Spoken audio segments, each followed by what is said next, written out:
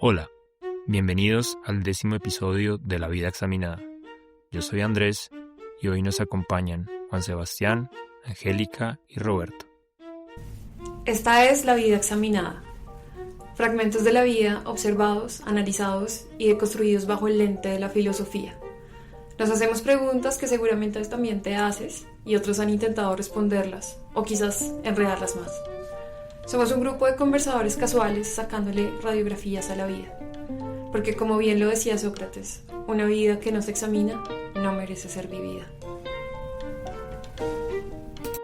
Decían los antiguos filósofos de Roma que siempre se cae en la mitad de algo, en un tema determinado, in medis rebus. Y aquí vamos a arrancar nuestro podcast de hoy, nuestra conversación, en la mitad del proceso de Sócrates en el año 399 antes de Cristo en Atenas. Vamos a hablar de quien es quizá el filósofo más conocido en la historia de la humanidad, quien su historia, pues aquí la repetiremos, pero es muy bien sabida por parte de casi todo el mundo, es ya parte de la cultura no solo filosófica, sino de la cultura popular, pero igual nos vamos a adentrar en algunos aspectos de la vida y muerte de Sócrates que lo hacen muy interesante, no solo para nosotros los filósofos, sino que ha sido una especie, como lo decíamos, ha sido un momento de ícono de la cultura. Pongámonos un poquito en contexto de lo que estaba pasando en el 399. Atenas había pasado una larga guerra con Esparta, una guerra civil griega. Esa guerra en la cual triunfó Esparta, una ciudad mucho más militarista, menos culta que la antigua Atenas, logró imponer para los atenienses una dictadura que duró 20 años, más de 20 años, la famosa dictadura de los 30, y la ciudad en el 399 acababa de salir, llevaban apenas 2 o 3 años de haber salido de la dictadura, la democracia se sentía insegura, estaba intentando regresar.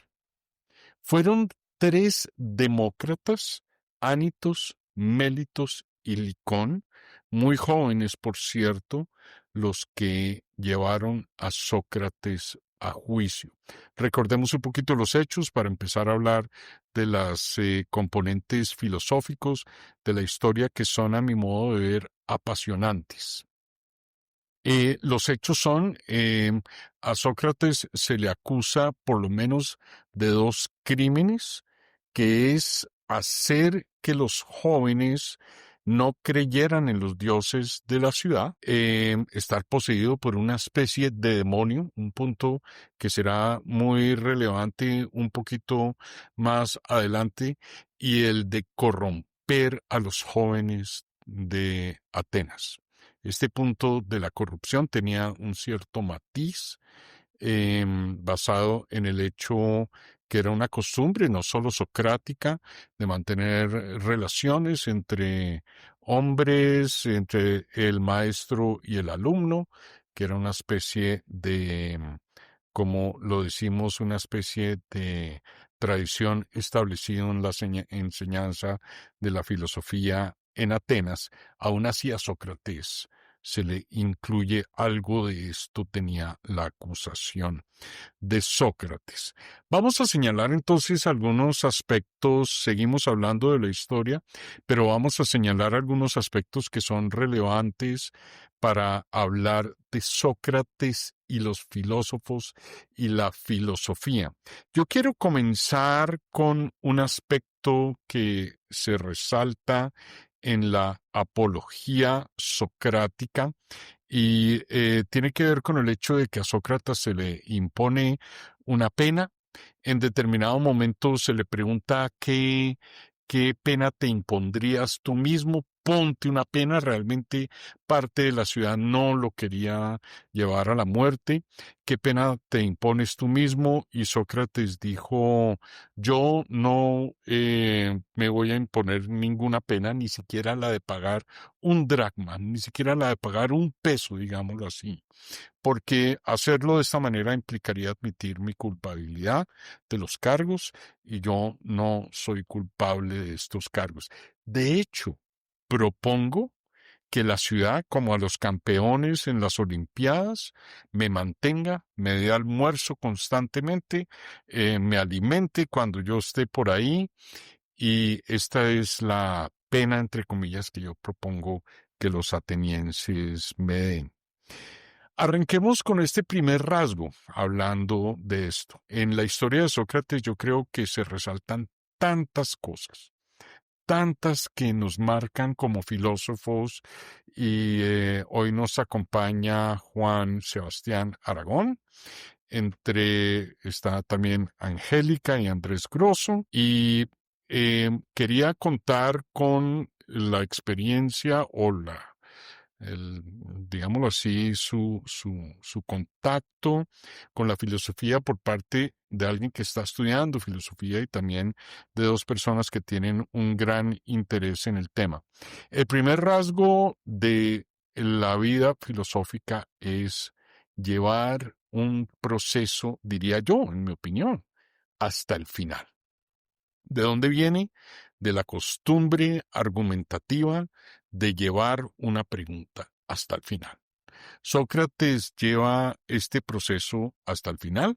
No me importa, vamos a ver hasta dónde llega. No le voy a poner un freno a esto, no me voy a echar para atrás, no voy a examinar cuáles son las alternativas. Simplemente, como en una indagación a fondo, se sigue y se sigue y se sigue haciendo algo parecido a las preguntas, como cuando se las hace un niño: ¿por qué? ¿Por qué? ¿Por qué?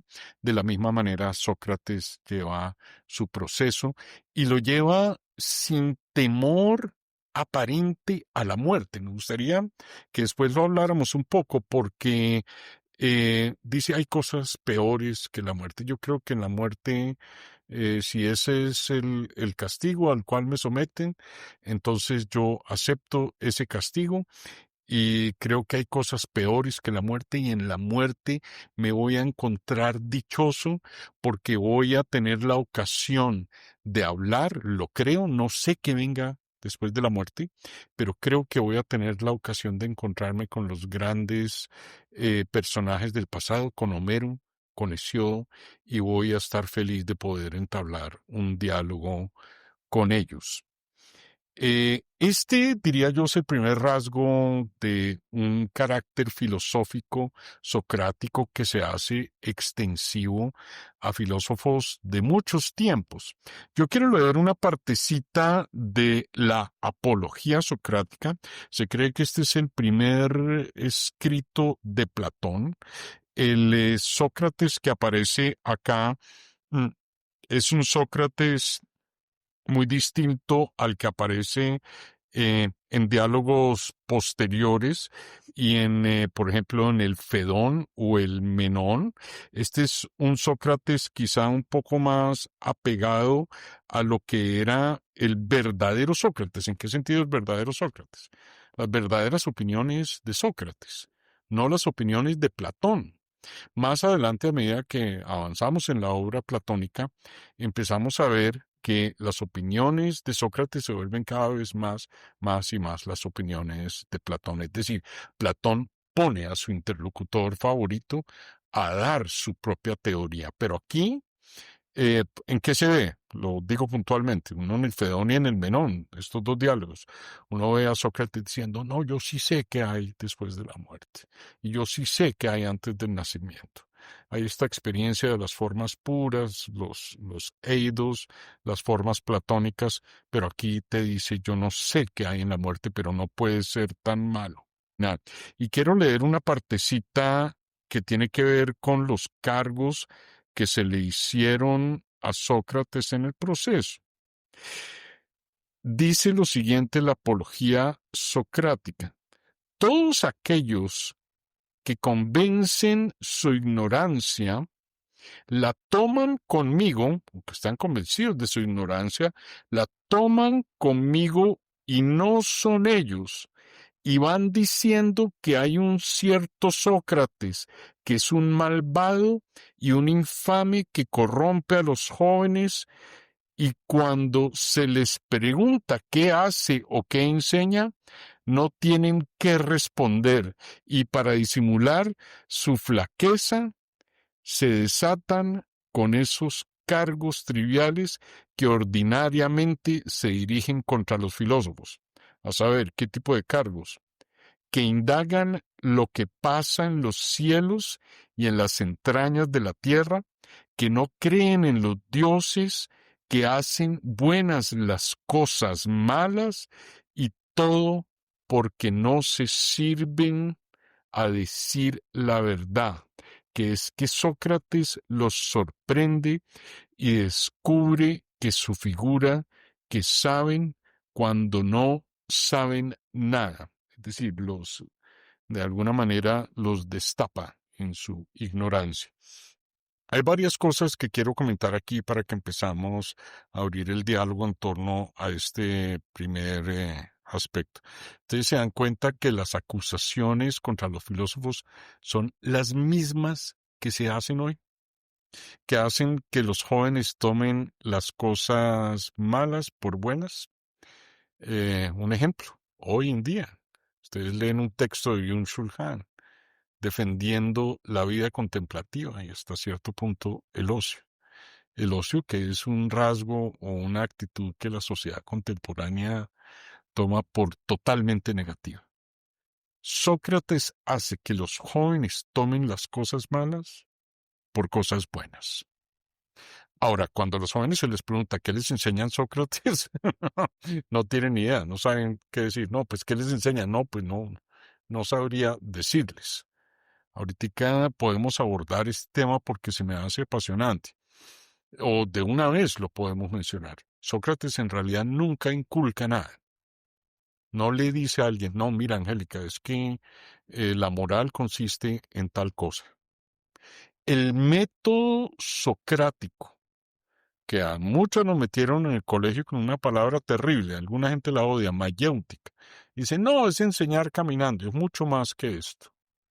Y consiste básicamente en, si tú quieres averiguar qué es un concepto, no te vayas a preguntarle al diccionario o al libro sagrado.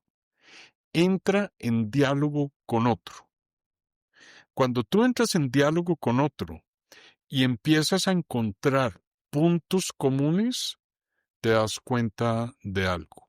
Tocaste la sonda, digámoslo así, tocó roca sólida en medio de toda la especulación. Si los dos tienen esta convergencia, por alguna razón empezamos a encontrar los verdaderos componentes de un concepto, de la justicia, de la bondad o de lo que ustedes quieran preguntar.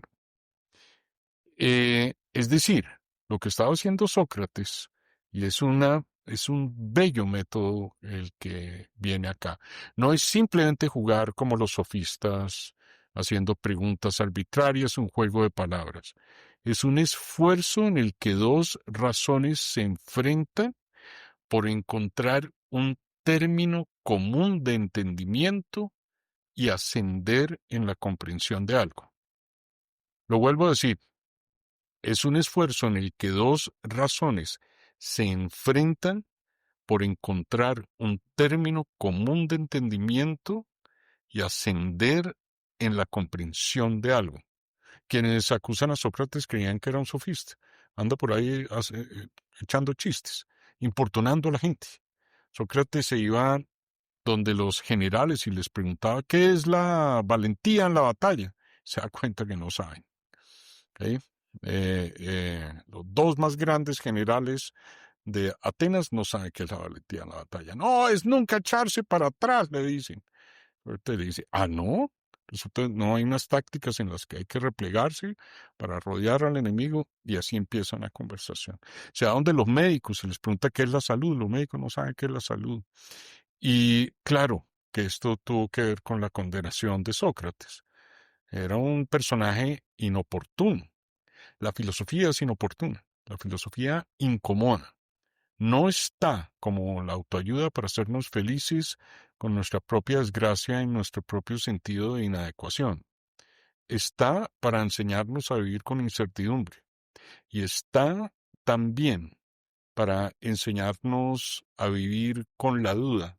Roberto, es que a mí hay una cosa que siempre me ha generado muchas preguntas y tiene que ver con de dónde nace la filosofía como un ejercicio humano y de lo que he podido leer es como es como una primera conversación que se aleja primero de un fenómeno cultural que es de creación colectiva, que está basado en la tradición oral y que trata de resolver muchas dudas acerca del origen del universo, de los valores morales, de la organización de la sociedad, pero mi percepción es que bueno, primero nosotros tenemos esta corriente, digamos, cultural que es totalmente grecolatina, yo no sé.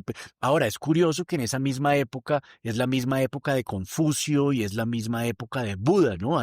Son como, como los primeros, de lo que yo conozco, son como el primer momento en que empezamos a oír voces individuales que generan ideas y que rompen la historia, ¿no? De hecho, con Sócrates hay un límite, hay una convención que para algunos es muy polémica, donde antes de Sócrates se habla de los presocráticos y lo que entiendo es que pues Tales de Mileto y Pitágoras y Demócrito, entonces estaban más preocupados como por el orden del universo y de qué estaban hechas las cosas y que Sócrates es como la primera voz que tiene estas reflexiones acerca de la vida interior del ser humano y de esta reflexión moral. Eso es como una generalidad. Pero mi pregunta es a mi preocupación de que en el común de la gente, la filosofía es una idea de algo complicadísimo que está muy alejada de nosotros, pero cuando yo la primera vez que leí un texto sobre Sócrates que hacía una pregunta que yo la leía varias veces y yo decía, no puede ser esta maravilla. Y era cuando se preguntaba si las cosas son buenas porque las quieren los dioses o los dioses las quieren porque son buenas. Yo decía, caramba, a mí nunca se me hubiera ocurrido preguntarme eso y es una pregunta absolutamente fascinante, ¿no? Entonces, si Dios dice que hay que ir a comer niños, entonces, ¿será bueno comer niños? Y uno dice como, no, de pronto no. Y entonces, digamos, voy a eso, es que porque ya cuando a Sócrates lo condenan, era porque ya llevaba mucho tiempo haciendo algo que era muy disruptivo y que, como tú dices, incomodaba. Y está basado en unas preguntas que yo creo que son importantes y útiles, y además de hermosas, ¿no? Bien, me encanta, hay tanto que decir acá y se me vienen tantas ideas a la cabeza, porque comienzo con esta que mencionas, Juan, y es la enorme frescura, de verdad, que tienen los diálogos platónicos. Ahora, si te lo enseña el curita amargado en el colegio, probablemente te va a saber muy maluco, porque si se toma como una teoría exacta que debe ser aprendida, pues no claro, no lo tomemos en ese sentido. Esto tiene una actualidad como teoría, no. Tiene una actualidad como actitud ante el conocimiento, ante la filosofía y demás. ¿Mm? Em, pero esa actualidad es absoluta. Miren los cargos, tú lo mencionas. Oiga, el bien es bien porque los dioses lo quieren o los dioses los quieren porque es el bien. Las preguntas socráticas, muchas de ellas tienen esta frescura. Miren los cargos de los cuales se acusa a Sócrates. Y a mí me salen cada rato, dice Sócrates, con esta acusación tonta contra los filósofos, que es que ustedes piensan en el cielo todo el tiempo y no miran la tierra. Esto es exactamente lo mismo de lo cual se nos acusa hoy. Yo lo he oído tantas veces. No, es que yo soy una persona práctica. Yo era como tú. Yo era un soñador. Ahora, Diletante. un diletante. Ahora me volví una persona práctica. Y Sócrates te muestra muy claramente que estas personas que se dicen prácticas no saben de qué están hablando muchas veces. Muchas veces creen que son poseedoras de un conocimiento. No, ¿no? Y yo sé lo que decíamos ahora de medicina, yo sé de arreglar barcos y no sé qué. Si les preguntan los conceptos más básicos, ¿qué es navegar? O sea, probablemente no lo saben, pero no importa porque yo soy una persona práctica. Ese ejercicio socrático no es solo una molestia. Otro de los rasgos que vamos a señalar ahorita es la enorme estupidez también que convive con la genialidad socrática. Y este es un rasgo de todos los filósofos, creo yo. La estupidez es una especie de enfermedad profesional para nosotros, como la silicosis del carbón para los mineros. Nos ataca de una manera, porque Sócrates, en algún momento de su defensa en la apología, dice, no, es que yo soy como un tábano en el trasero del caballo de la sociedad ateniense. La idea es picar a ese caballo para que corra, como si su labor fuera solo importunar y molestar por el hecho de molestar. Pero de nuevo, no lo es. Es sacar a relucir esos conceptos, no voy a decir de forma pura, pero de forma en que tú lo empiezas a ver. Y tú empiezas, después de ese diálogo, que probablemente sea difícil, largo, incómodo, complicado, empiezas a ver un concepto. Oiga, lo primero es darse cuenta, yo no sé qué es la salud. Cuando el médico dice, yo no sé qué es la salud, ahí empieza algo muy interesante. Yo he hablado muchas veces del concepto de ignorancia socrática, y la ignorancia socrática no es estar vacío, es estar lleno de una cantidad de conceptos que yo tengo por verdaderos y no he examinado. La ignorancia socrática es esto. Y si lo primero que yo tengo que hacer para examinar esos conceptos es em, eh, tomar al otro en ese diálogo y el otro a mí y mostrar que lo que yo creo que sé con mucha firmeza, no lo sé. Y cuando el otro llega a un punto que dice, oye, sinceramente, no lo sé, ahí arranca algo que es increíble y es no la construcción, pero la identificación de ese concepto que estaba en nosotros. No es ajeno a nosotros. Y entre los dos lo vamos a encontrar. Yo sé que eso suena muy romántico, pero es que no hay otra manera. Tú preguntabas ahorita algo que me parece pertinente mencionar. ¿De dónde sale eso? Es que no hay otra manera. No hay otra manera. O te vas al libro antiguo, te vas a Homero, o si tú quieres hacer algo distinto, o te pongo un cuchillo en el cuello y tú terminarás afirmando lo que yo te estoy diciendo. O la tradición o la violencia, o la argumentación. Y es la primera vez en la historia de la humanidad en que vemos surgir esto. Yo soy, en este sentido, Sócrates céntrico, si se puede decir, griego céntrico, porque ninguna otra cultura dio con esto. Los antiguos persas odiaban la democracia griega, pero ¿para qué se ponen a decidir entre todos? ¿Por qué no eligen a un gran rey, como nosotros tenemos los persas, a Darío o a Jerjes, y que este gran rey decida todo? Pero si uno no tiene esa actitud, no hay otro remedio que este proceso complicado, largo, difícil de argumentar. Hay cosas que no nos queda más que argumentar.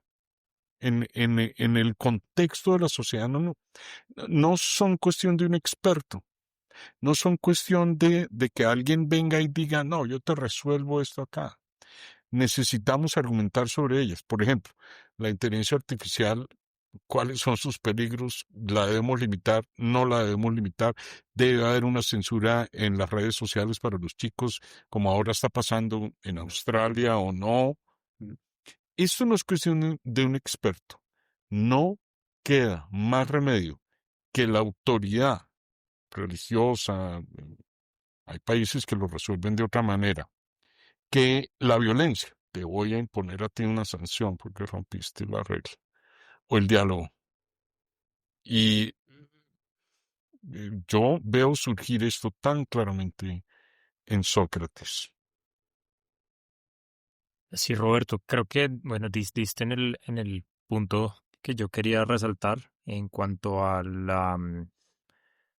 este concepto que mencionas de la ignorancia socrática. Creo que estamos viviendo una época en la que me parece que está tomando mucha relevancia. Eso que tú dices, como bueno, yo en épocas de hiperespecialización, ¿verdad? Cuando ya tenemos es como ingenieros de datos, ¿sí? O ingenieros de inteligencia artificial o cirujanos de, no sé, de plásticos de X parte del cuerpo humano, ¿cierto? O ingenieros de petróleos especializados en fracking, por ejemplo, ¿sí? Em, es muy relevante el concepto de ignorancia socrática, pienso yo, porque cuando estás tan hiperespecializado, pues no vas a saber qué es el medio ambiente, qué es la salud mental, ¿sí? Qué es, no sé, eso, las consecuencias de delegar procesos de pensamiento humano a una máquina, ¿sí? Las consecuencias, eso, o sea, me parece que hoy en día es muy relevante esa preguntarnos realmente en el o por lo menos ir un poco más allá de nuestra burbuja hiperespecializada y empezar como a salir y a salir y a salir, que de pronto salgo a otra burbuja, está bien, pero por lo menos estoy expandiendo un poco más y estoy enfrentando con otros logos, ¿sí? Con otras razones que finalmente en este método socrático que también me parece muy, muy importante. em, Tal vez sea un proceso de nunca acabar y tal vez ahí está la clave por la cual Sócrates dice que está dispuesto a ir hasta las últimas consecuencias, pues porque es un diálogo que nunca se acaba, porque siempre puede haber otra razón con la cual enfrentarse, pero es el único camino y es el camino que tal vez realmente vale la pena y donde vamos a empezar a construir realmente cosas. Sí, ese es cierto, ese diálogo no se acaba, pero sí hay momentos en que nos acercamos más a lo que algo es. O si no, ese diálogo sería un simple juego de palabras como los que hacían Gorgias y Protágoras. Voy a poner un ejemplo que discutíamos con Juan el otro día. Inteligencia artificial. Los mismos desarrolladores de inteligencia artificial nos urge, de verdad, urge un examen socrático. ¿Qué es inteligencia? ¿Qué significa inteligencia? Y si a eso vamos, ¿qué significa artificial? Por ejemplo, ¿por qué? Esto es exactamente va al punto de Sócrates y tiene tanta actualidad. Cuando alguien dice esto, dice, ay, qué tontería, lo que necesitamos es desarrolladores de software que echen esto para adelante, yo soy una persona práctica. No, necesitamos detenernos y pensar qué es inteligencia. Y déjenme mostrárselo o argumentarlo de esta manera. Ustedes se han sentado a pensar si, por ejemplo, un grupo, una persona o una sociedad que tiene inteligencia artificial, por ello tiene más inteligencia. Dice, ay, qué típico de los filósofos, ahí están pintados, enredando. No, pero viene totalmente al caso. Si los iraquíes, si Rusia contra Ucrania tiene inteligencia artificial, ¿tiene más inteligencia o no? Hago la pregunta con base en qué. Miren una serie vieja como Viaja a las Estrellas. Había culturas en ese universo en el que viajaban a velocidades muy por encima de la luz, que tenían una tecnología avanzadísima, pero eran absolutamente primarios, básicos, agresivos. Los Firengi eran terribles, pero tenían la tecnología más avanzada. ¿Qué pasa cuando la tecnología consiste en inteligencia? ¿Qué es decir? ¿Qué pasa cuando la tecnología consiste en aquello que podría generar tecnología? Esa pregunta no nos la hemos hecho. Y las personas que desarrollan este software, sí, yo lo que he visto, lo que discutíamos el otro día era que no los veo no muy preparados para responder la pregunta socrática. Ahora, la pregunta socrática no es simplemente para poner en un libro, es realmente importante. Esta sociedad que tiene esta tecnología, ¿a qué puede acceder y a qué no? ¿Qué se puede esperar de ellos? Con la inteligencia viene, por ejemplo, una cierta disposición moral a no atacar, a no matar. En fin, esta es una pregunta que socráticamente nos deberíamos hacer. Y me parece, dentro de este primer rasgo que hemos señalado, hasta ahora hemos señalado uno solo, y es esta idea de llevar las cosas hasta el final, y los tres cargos, o dos o tres cargos que se le hacen a Sócrates, los rasgos de la filosofía que siguen siendo tan actuales, hacer que la gente tome las cosas malas por buenas, y este rasgo que decíamos de la acusación socrática de no, los filósofos no son prácticos, nosotros sí. Fíjense cómo vienen totalmente al caso. Roberto, hay una parte que me gustaría que elaboráramos un poquito más. Hemos hablado de la importancia del diálogo socrático y ese esfuerzo entre dos instancias, dos personas, dos logos para encontrar esa idea o definición en común. Tengo entendido que para Sócrates era muy importante argumentar. ¿Cómo argumentas o cómo llegas a esas evidencias o esos pedazos de información en donde efectivamente sí se llega a una definición común? ¿Por qué? ¿Por qué lo pregunto? Porque no siempre es tan fácil argumentarlo o estar en la misma frecuencia de entendimiento de la otra parte, ¿no? O porque tenemos guerras o porque tenemos este tipo como de disociaciones, ¿no? Entonces, a mí me gustaría que profundicemos un poquito el cómo entendía el argumentar. Bien, perfecto. La argumentación socrática, bueno, más platónica que socrática en realidad, porque Sócrates no dejó nada escrito. No sabemos cuál era realmente su pensamiento. Mm, Y se confunde con el de Platón. Mm, hay una parte tan bella aquí en la apología que comienza diciendo, a mí me acusan de tener una inteligencia sobrehumana. Sócrates asustaba un poco a sus acusadores. Les parecía demasiado inteligente. Dice, pero no, mi inteligencia es humana. No, no es una inteligencia sobrenatural. Detrás está una comedia del escritor Aristófanes que pone a Sócrates con unas capacidades increíbles que podía volar, pero era un personaje medio bufonesco. Pero volviendo a tu pregunta, la argumentación socrática también tiene cosas que son muy difíciles. ¿En qué sentido? Implica una disposición a entablar el diálogo con el otro. Perdón la tontería que estoy diciendo, pero ese diálogo implica una disposición. Pero esta disposición, ¿qué significa? Uno, que lo que el otro dice tiene sentido, si no es una cadena de palabras sin sentido. Fíjense que hoy en día esto es tan controversial. El otro o es deshonesto o es un idiota. Si tiene una opinión distinta a la mía, o es un idiota o es un deshonesto. Y hay que acabar con él. Esto es lo que vemos en redes sociales. Implica compartir, aunque sea algunas ideas básicas. Si yo discuto contigo, Angélica, sobre que el sistema de salud en qué debe invertir, en las enfermedades de alto costo o bajo costo, de alguna manera compartimos algo, que es que, oye, tratemos de evitar el sufrimiento humano. Entonces, las enfermedades de bajo costo, 30.000 niños se mueren de diarrea en la costa atlántica al año. que sigue siendo una estadística que parece que no se borra en Colombia. Entonces uno dice, no, metámosle una plata a eso, salvamos a 30.000 niños. Y alguien dice, no, metámosle esa plata al cáncer y a otras enfermedades de alto costo, esa gente sufre mucho. Pero de alguna manera compartimos esta idea. Lo que debemos procurar es evitar el sufrimiento humano. La argumentación socrática de alguna manera supone o presupone que hay unas ideas mínimas compartidas. ¿De dónde vienen? Hay toda una teoría platónica detrás.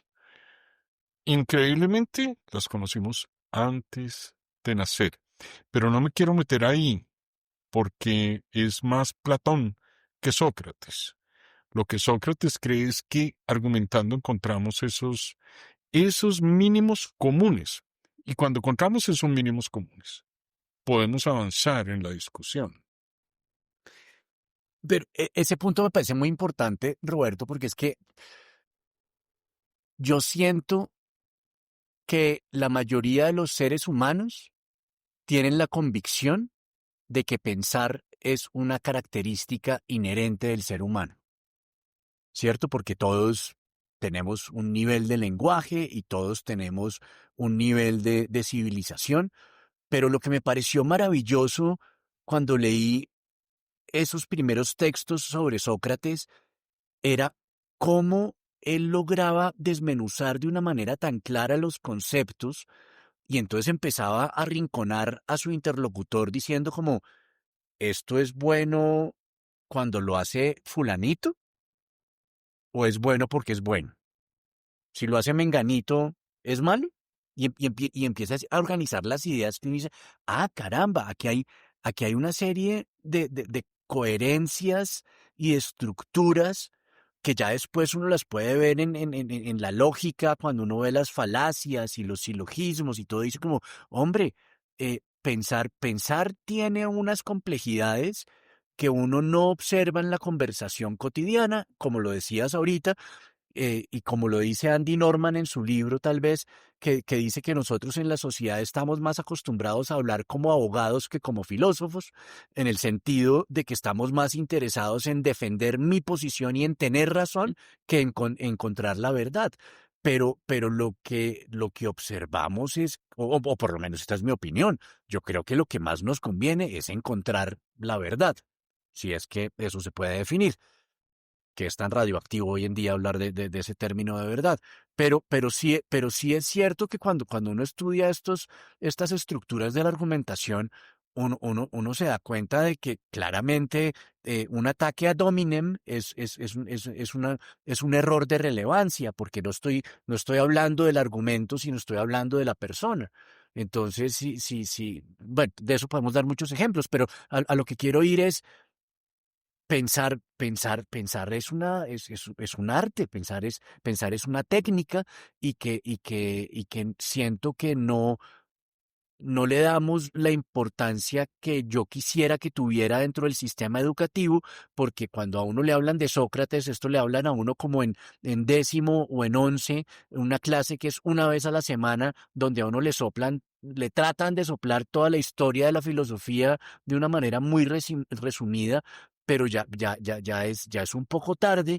Y ya lo que tenemos es una cantidad de individuos que somos víctimas de una cantidad de dogmas y de unas inercias culturales que está generando los problemas que está generando. Por qué ignoramos algo que Sócrates lo expone de una forma tan sencilla y tan hermosa? Lo que dices tiene mucha razón.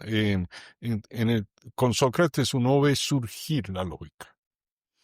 Eh, lo decía Stanislao Zuleta de una manera tan hermosa. Decía, mientras que en el Evangelio de Juan dice la verdad os hará libres, con el razonamiento socrático hay que decir la libertad os hará verdaderos. Porque este esfuerzo por persuadir al otro no se puede hacer de cualquier manera. Hay unas reglas para hacerlo. Empezando por estar dispuesto a dejarse persuadir. Sí, sí, y no es de cualquier manera. Por ejemplo, no es, de nuevo, si yo te amenazo, pues no hago nada muy distinto a ponerte un cuchillo al cuello. Entonces, estos Ya desde Sócrates sabemos, Aristóteles después lo formalizó, identifican los segundos analíticos unas 17 errores clásicos, lo que después se llamarían falacias. Hoy vamos en 274, si no estoy mal. Y estos errores, por ejemplo, ¿qué sentido tiene amenazarte para que llegues a una conclusión? Pues ninguno, porque para eso te pongo el cuchillo al cuello. Eso es una falacia que se llama ad baculum. Y así, o qué sentido tiene a- atacarte a ti. Es que tú, Juan, tú eres actor y tú no puedes hablar de filosofía. No, tu argumento puede ser válido independientemente de tus circunstancias, de una dominio circunstancial. Uno ve surgir esto con Sócrates. Es muy bonito porque ese esfuerzo no se hace de cualquier manera. Piensen por un momento. Los invito a los tres a hacer esta reflexión y a los que nos oyen a hacer esta reflexión. ¿Cómo pensarían ustedes si nunca les hubieran dado las más mínimas pautas para pensar? Es decir, nunca les enseñaron nada no, tu opinión no está bien si lo expones así. De acuerdo, no a todos nos dieron pensamiento crítico, pero algo nos enseñaron en el colegio, algo nos dijeron en la universidad acerca de los caminos como que llevan a algún lado y otros que no llevan a ningún lado. Si esto nunca nos lo hubieran dado, y esta es la circunstancia desafortunada de muchas personas, nuestro pensamiento sería casi imposible de hacer compatible con el de alguien más. Con Sócrates uno ve surgir el pensamiento crítico. O totalmente homogéneo, ¿no? O sería totalmente homogéneo. Totalmente homogéneo, como seguir lo que una única persona dice, entonces como no puedo discernir y pues no hay fricción finalmente, porque de ahí también se basa estos diálogos socráticos, ¿no? También el poder discutir y estar en desacuerdo para llegar al acuerdo.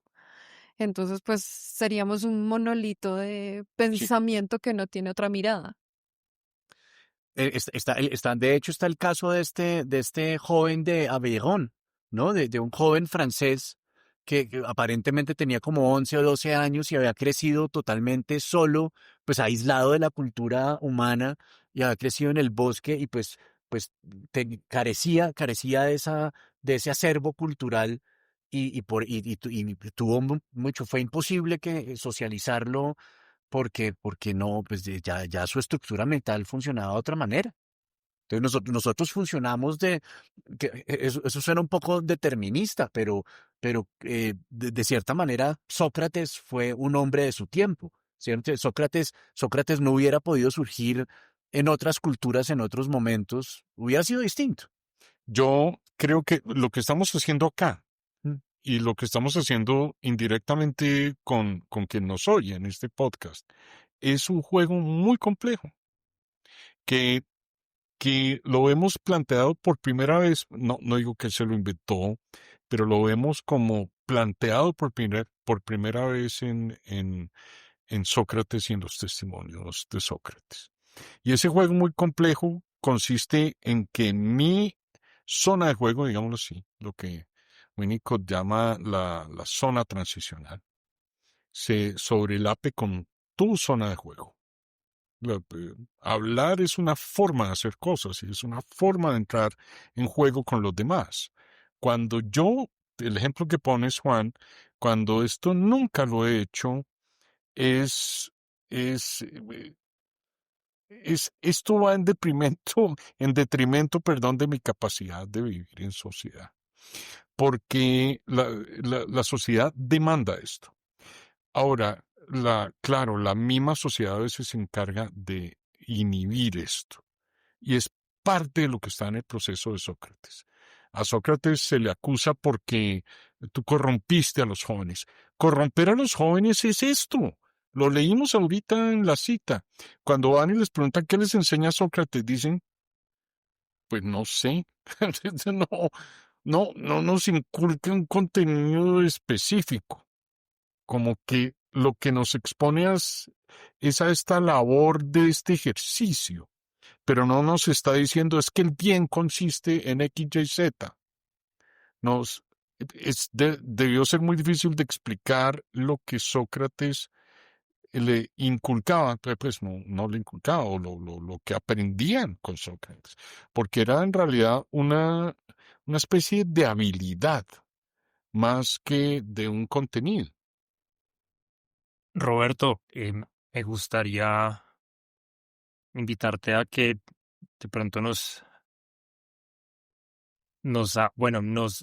hagas caer en cuenta, o bueno, estamos cayendo en cuenta, pero nos ayudes como a mostrar a la audiencia que esto que estamos hablando suena así muy charladito, pero es como un cambio fundamental en el proceso de pensamiento occidental, ¿no? Pasar de creer y asumir a, a demostrar, o sea, el poder y la importancia fundacional que tiene Sócrates en la forma en como hoy en día pensamos. Ciencias duras, ciencias sociales, llámese así, no me gusta decir ciencias blandas, pero em, en general la forma en que está construida la mayoría de estados por lo menos de una tradición de pensamiento occidental, parece venir en gran parte de ahí, ¿no?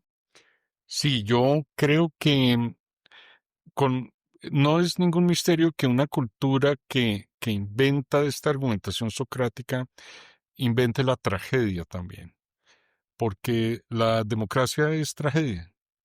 ¿En qué sentido? Nos toca elegir. No hay alguien diciéndonos qué hacer. No hay un libro sagrado diciéndonos qué hacer. No está Jerjes ni Darío, el rey de los persas, diciéndonos qué creer o qué pensar. No, nos queda más remedio que nosotros tomar esta decisión. Es lo que Hegel llamaba el enfrentamiento del bien con el bien. Una de las tragedias que más admiro es Antígona. En Antígona es el bien contra el bien, o lo que debo hacer versus lo que debo hacer. El rey o el regente de la ciudad, em, al hermano de Antígona, le dan muerte y da la orden de que lo dejen tirado en la plaza pública. Y ella se bate entre si obedecer la ley de la ciudad o obedecer la ley natural de enterrar a los muertos. Y esto es la tragedia. Esto es lo que se llama dialéctica. Dialéctica es tener estas dos razones enfrentadas, entre a veces dos elecciones, o entre dos logos, dos palabras, em, y realmente en esa conversación no hay no hay alguien que nos esté diciendo hacia dónde ir. Em, pero yo quiero dar paso al segundo rasgo del pensamiento filosófico que surge aquí con Sócrates y me parece tan bonito y se refiere a la inutilidad. Dice Sócrates en su apología, parte de su torpeza también, porque lo estaban acusando de ser un brujo y demás, que a él desde muy joven había sido poseído por un daimon.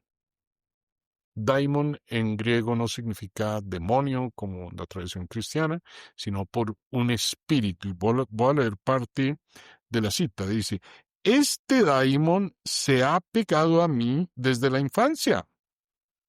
Es una voz que no se hace escuchar, sino cuando quiere separarme de lo que he resuelto hacer, porque jamás me excita a emprender cosa alguna. Es muy bonito, como esta vocación por la inutilidad. No nos confundamos, el diálogo no tiene por objeto un resultado específico inmediato que necesitemos conseguir. Los ejemplos de hablar de la inteligencia artificial tal vez den esa impresión, pero no es un resultado inmediato utilitario que esperamos de ese diálogo, sino que es la salud de nuestro grupo como grupo. Yo siempre defino la filosofía como una conversación sobre las conversaciones que no estamos teniendo. Como grupo, si bien cuando vamos al psicoanalista tenemos este tipo de conversaciones, como grupo las necesitamos también. Y esto es la filosofía. Ahora, esa inutilidad es muy bonita. Veíamos en el café filosófico pasado que esa inutilidad no es simplemente dejar de hacer cosas, implica un entrenamiento muy especial. Daba Juan Gonzalo Lerma, que nos hablaba ese día, el ejemplo de un carnicero en la antigua filosofía china.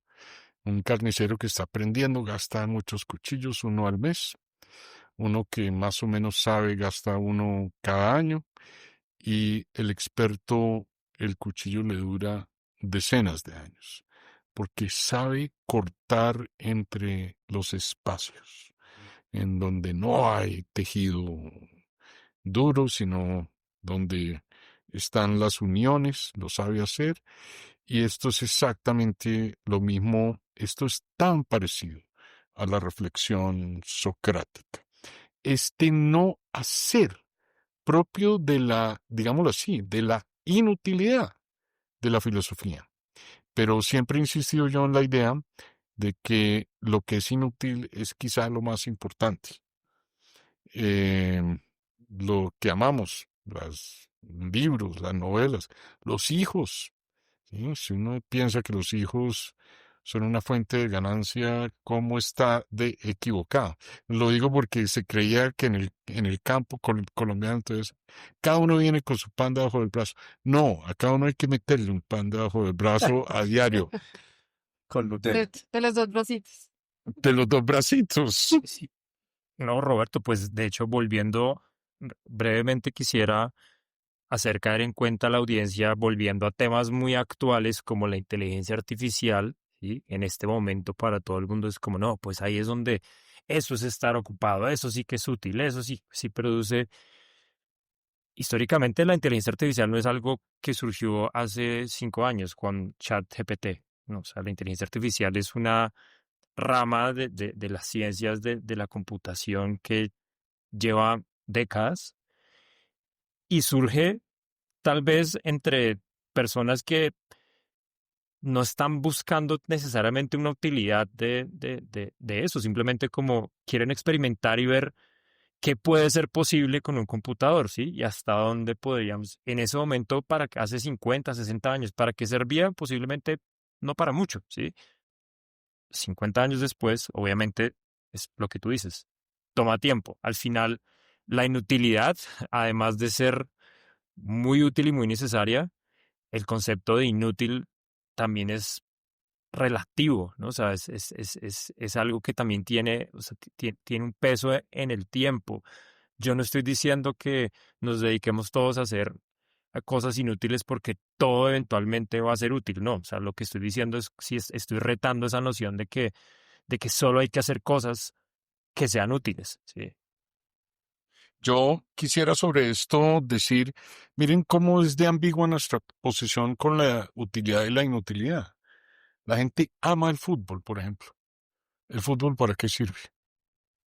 Pues 22 personas persiguiendo un balón. Es decir, desde el punto de vista utilitario, no, sí, claro, a la FIFA y a la Fede Fútbol le debe producir mucho dinero, pero la actividad como tal, no, es una actividad totalmente inútil.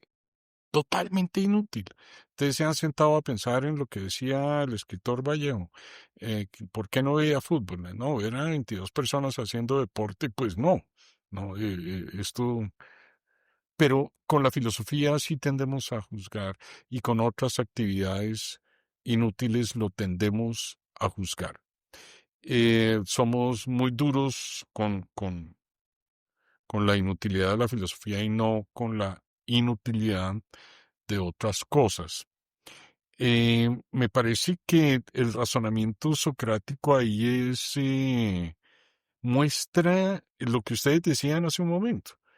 Aquello de lo que estamos discutiendo puede que no, en este momento no sea el bien, la virtud, no nos va a resolver nada en el momento, pero somos menos si no tenemos ninguna idea de qué es el bien, de qué es la virtud, de qué es, qué sé yo, la compasión, de qué sentido tiene nuestra existencia o demás. Hace un rato Juan decía una cosa, no, pues es que Sócrates es distinto a los primeros filósofos, sí, en efecto. Por eso se llama filosofía presocrática. Con Sócrates comienza esta idea de que la filosofía, por lo menos la antigua, se divide en dos. Los primeros que reflexionaron sobre las causas materiales y Sócrates que hace esta reflexión sobre la vida interior. Quiero hablar, ya que estamos hablando de la inutilidad, un momentico de este rasgo. Es muy peculiar. Si ustedes miran la China antigua, si ustedes miran el antiguo imperio persa, esto, esto debía sonar muy raro. Decir, voy a examinar mi interioridad. ¿Cuál interioridad, entre otras cosas? Las personas eran parte de un imperio, parte de una gran organización. No había este sentimiento de examinar ninguna existencia individual y aquí comienza por primera vez, pero lo que es hermoso es que la filosofía cuando uno la ve surgir con Sócrates es el producto de una muy cuidadosa atención en sí mismo. Nuestra cultura es el producto de una muy cuidadosa atención. Uno lo ve, por ejemplo, en las esculturas de Fidias, tú las viste, Andrés, de pronto en tu viaje reciente Así a es. Atenas. El detalle y la filosofía es igual, hecha con este detalle. Decía George Steiner, la cultura occidental tiene un rasgo y es que parte de la creencia, equivocada o no, de que es lo mejor que se ha hecho y lo mejor que se ha dicho y lo mejor que se ha recogido jamás. Hay gente que odia esta posición, pero yo comparto la idea de Steiner, no que realmente sea lo mejor, sino que se hizo pensando que fuera lo mejor posible. Y los diálogos socráticos, diría yo, tienen este rasgo. A mí me gusta esto que estamos hablando y quiero poner un contraste bastante grande, reciente de los 2000 y es la inclusión del pensamiento ágil, ¿no? Y esta frase tan famosa de Mark Zuckerberg de move fast and break things. Muévete rápido y rompe cosas, ¿no? Y si lo comparo con el daemon de Sócrates, que más bien le decía, no hagas cosas, me hace pensar que también en lo que sí se decide hacer, pues hay un propósito, no necesariamente utilitarista, pero de lo que sí decides hacer, pues hay algo detrás de eso.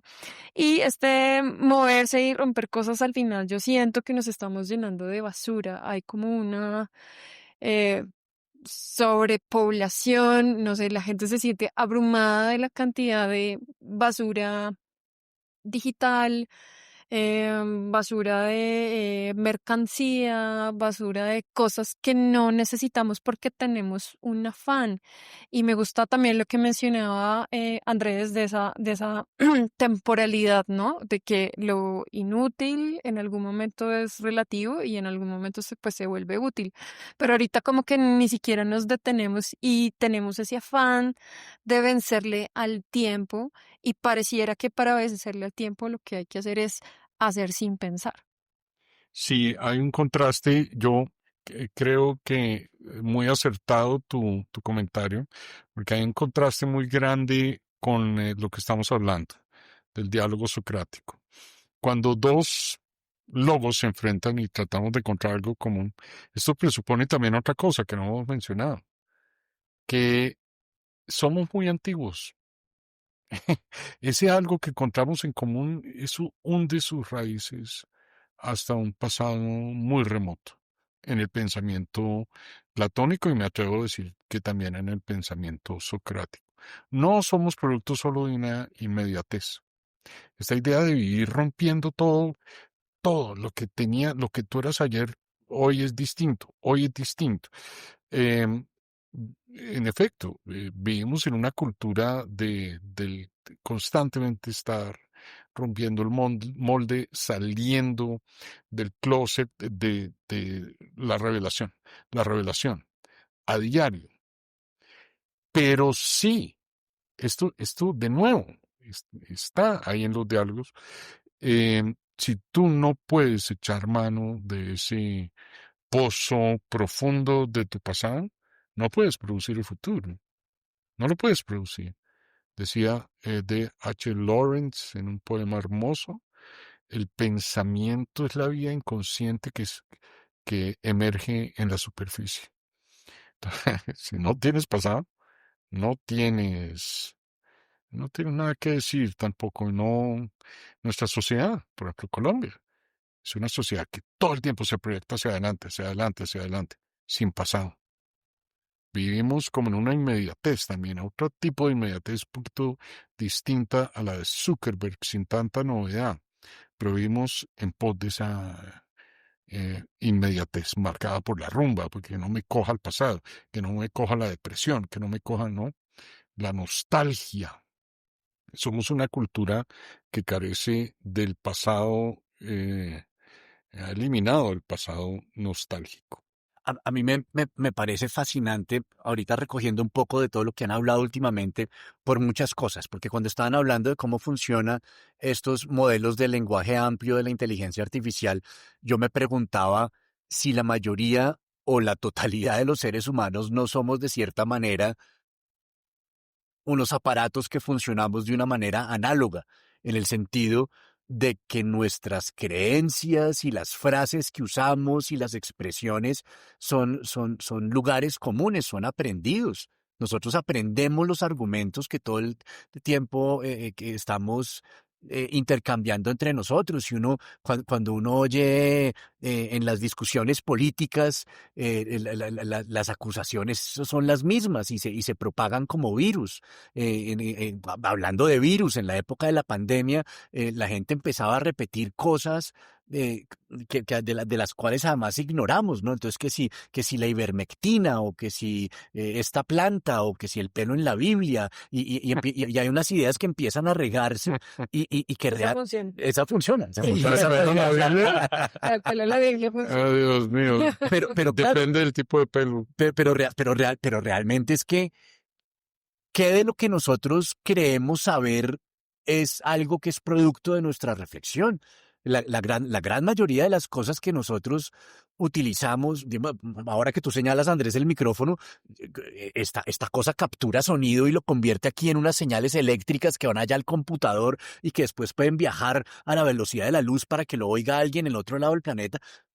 Creo que, o sea, yo tengo entendido que así funciona, pero a mí no me consta. Eso es lo que a mí me han enseñado, y nosotros somos como unos modelos de lenguaje que funcionamos así, intercambiando ideas entre nosotros, no muy abiertos a poner en duda lo que nosotros creemos cierto, que eso nos vuelve un poquito resistentes, pero pues que eso a mí me parece muy interesante.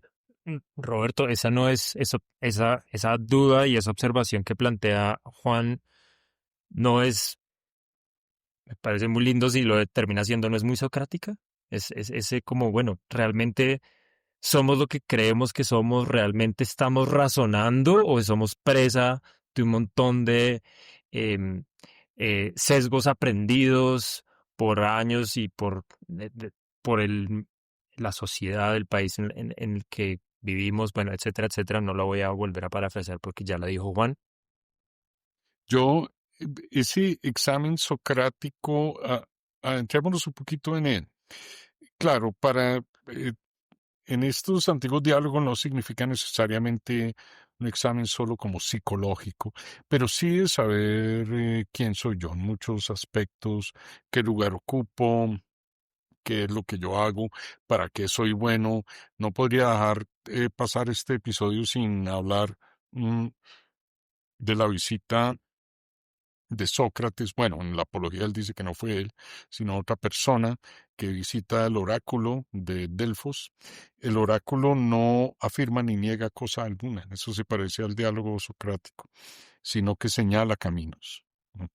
Y el oráculo dice, no, Sócrates es el hombre más inteligente porque sabe que no sabe. Los demás creen que saben. Este examen mínimo es fundamental y probablemente sea un examen que nos tome años, llevar a cabo. Este conocimiento de sí mismo ha marcado la filosofía de comienzo hasta el final. Yo creo que no hay un solo autor, incluyendo los que no eran muy amigos de Nietzsche, como de Sócrates, perdón, como Nietzsche, que dicen claramente, no, este conocimiento de sí mismo es fundamental. Ahora, ¿cómo es ese proceso? ¿Cómo vamos con esto? Esto los distintos filósofos en distintos momentos lo han respondido de formas, valga la redundancia de la palabra que la voy a utilizar aquí por tercera vez, de forma distinta. No es un proceso fácil, lo que Nietzsche tiene por descubrimiento, autodescubrimiento, no lo mismo que tiene, qué sé yo, Spinoza o el examen interno de Hume o qué sé yo. Pero de alguna manera esta idea de conocerse a sí mismo sí nos ha marcado de comienzo a fin en la filosofía. De hecho, ahora que lo mencionas, yo quiero preguntarte una cosa y es, cuando uno dice que la filosofía es la madre de todas las ciencias, ¿qué opinas de eso? Porque si es de este tipo de reflexiones a las que nos invita Sócrates, que se deriva todo el demás, todas las demás formas de pensamiento que nos llevaron a la biología, a la física, a la química y a todas las demás búsquedas de conocimiento que nos han permitido, para bien o para mal, ya cada uno lo juzgará, pero nos ha permitido extender la vida del ser humano, controlar enfermedades, controlar el clima, dañar el clima, salir del planeta, de tener forma hemos creado la telepatía. La telepatía existe, ¿cierto? Hoy en día yo puedo tener un pensamiento y con el acto de darle golpecitos con mis pulgares a un vidrio, puedo hacer que otra persona en otro lugar del mundo sepa lo que yo estoy pensando sin que hablemos. Eso es telepatía. Y lo hemos logrado con tecnología. Y toda esta tecnología viene de una reflexión del pensamiento. Bueno, la telepatía de una persona casada hace tantos años, Sí. ya te adivinas Sí. los pensamientos. Pero ya tomándome tu observación en serio, hay bueno, ya que me pica la lengua, pues entonces entremos a un poquito más de profundidad. El conocimiento del mundo de la biología, de la física, es un conocimiento de sí mismo, en últimas, en esta concepción platónico-socrática. Porque uno no puede saber biología, ni lógica, ni física, si uno no está consciente de que está pensando, digámoslo así. El gran riesgo de la inteligencia artificial es ese, que no, nosotros nos ha encantado la idea de que hay algo que pensará por nosotros sin que nosotros estemos muy presentes. Y no se puede, simplemente no se puede, no hay una solución mágica. Cuando alguien está pensando, la pregunta de quién está pensando es totalmente pertinente. Y esto es un legado, diría yo, socrático. Em, yo quisiera, no quisiera que se nos acabara el episodio sin hablar de la muerte de Sócrates. Y es una muerte, pues, muy triste en el sentido de que una sociedad que aniquila a su héroe, digámoslo así, o a su personaje más importante, esto es tan común en la historia de la humanidad. Aniquilar al héroe. La imagen de Jesús está calcada sobre la muerte socrática. Matamos en este juego freudiano del tótem y el tabú, a quien ha sido tabú, al animal, al Dios que ha sido tabú, y en un momento de orgía y de exceso que nos permitimos, le damos muerte y le damos muerte brutal, solo para después decir, ¿qué hemos hecho? Mm. ¿Qué hicimos? ¿Pero qué diablos hicimos? Lo, pero el reconocimiento no se lo damos en vida. Eso sí, no. Tiene que morir. Tiene que morir. cuando un mártir de la filosofía, y comparto esta idea de Anthony Gottlieb, Sócrates es el mártir, primer mártir de la filosofía, ha habido otros, ¿m? Pero este es el primero, y cuando Sócrates muere, uno ve surgir en el arte y demás, ¿qué hemos hecho? ¿Qué hicimos? Dimos muerte al más sabio de los hombres, no solo atenienses, sino probablemente de toda la historia del pensamiento. Lo mismo que cuando Jesús muere, los apóstoles, Judas se enloquece, hay una historia de Pilato, que Pilato también toma el camino de la locura. ¿Qué hicimos? Matamos al Hijo de Dios, y esto está calcado sobre la historia socrática. Sin embargo, Sócrates es tan bonito ver la tranquilidad con la que toma su muerte. Esta tranquilidad, Sócrates, unas horas antes de morir, está tratando de aprender una tonada en la flauta. El carcelero le dice: ¿para qué haces esto si te vas a morir en unas horas? Dice: no, porque había la idea de que era un fin en sí mismo aprender. Incluso asume su muerte con un poco de humor. Cuando uno mira al Menón y al Fedón, Sócrates se toma la cicuta, se acuesta, le ponen el manto encima del cuerpo y de la cabeza, y en algún momento se quita el manto de la cabeza y pregunta: ¿ya? Dice: no, Ya llegamos. no, ya llegamos, tienes que taparte otra vez. Y le dice a Critón: oh Critón, debemos un gallo a Esculapio. Y esto significa, Esculapio es el dios de la medicina, y me he curado un poco de el dolor de la existencia. Y muy bello ese final y muy inspirador, por lo menos para mí, a mí me lo parece, esa vida y muerte de Sócrates. Filosofar es aprender a morir, dice, no me acuerdo ya si en el Menón o en el Fedón, pero es aprender a morir. Bueno, Roberto, yo quisiera personalmente hacer una última pregunta por mi lado, y es una pregunta tal vez un poco más personal para ti. Has mencionado o bien has mencionado que lo que sabemos en el mundo de Sócrates es por lo que han contado otros, ¿cierto? Particularmente Platón. Yo pues me imagino que tú, como filósofo ya en oficio de tantos años, has podido leer eh, las distintas obras que hablan sobre Sócrates.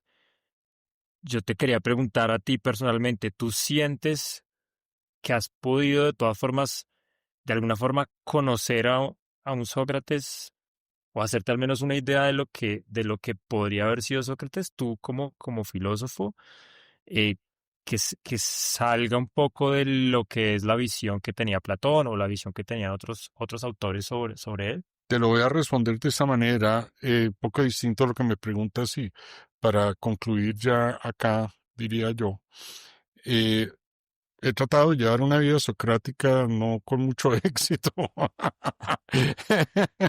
En el mundo contemporáneo, tratar de ser inútil, pero algo en la transformación de la vida de los demás sí se logra. La filosofía no es sobre dar teorías, ella funciona a través del cambio y de la transformación, y esto lo aprendimos con la experiencia socrática.